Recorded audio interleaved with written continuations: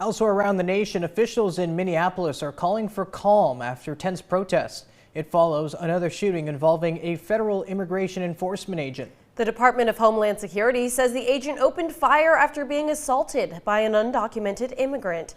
The shooting comes a week after an ICE agent shot and killed a woman. KTLA's John Finoglio with the latest developments.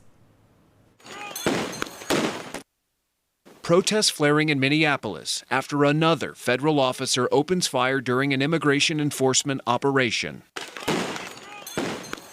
DHS says agents were trying to stop a Venezuelan man before the shooting, issuing a statement saying in part, "In an attempt to evade arrest, the subject fled the scene in his vehicle and crashed into a parked car, then fled on foot. The officer caught up to the subject on foot and attempted to apprehend him when the subject began to resist and violently assault the officer.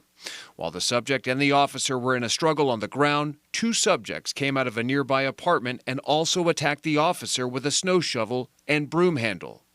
Fearing for his life, the officer fired defensive shots to defend his life. The initial subject was hit in the leg. The attacked officer and subject are both in the hospital.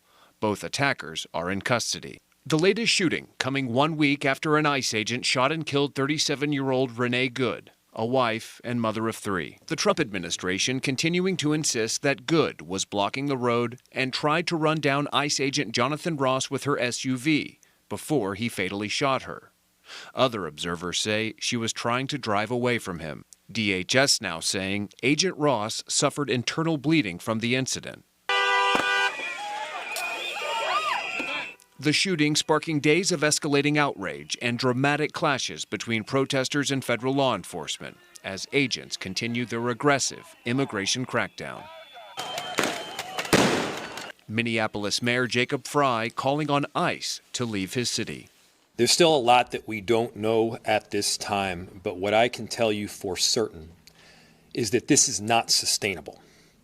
This is not creating safety.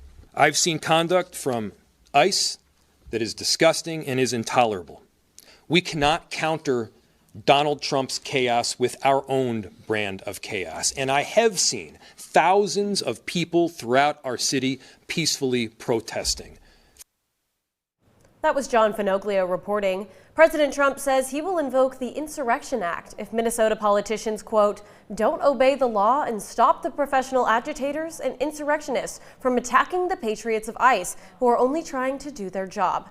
Now, the Insurrection Act is a law from 1807, rarely used, giving the president the authority to deploy the military domestically without prior congressional approval.